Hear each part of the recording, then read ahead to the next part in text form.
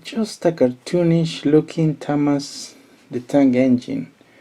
I don't know how they're gonna look, make their merchandise now, but I think we have good old Thomas and Friend characters, and I don't know how they are going to transfer the cartoonish looking Thomas and Friends to their real plastic toys, if they are going to do the same as in the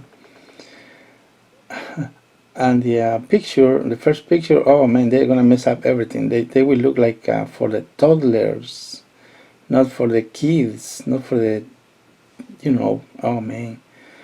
So anyways, we still have a lot of good model trains, so I guess if they are going to change to the cartoonish looking model trains, you better start collecting your own trains right now because they're going to mess up everything. They already changed the looking of the Thomas and Friends model trains. The Trackmaster 2 versions are horrible for me, that's my opinion.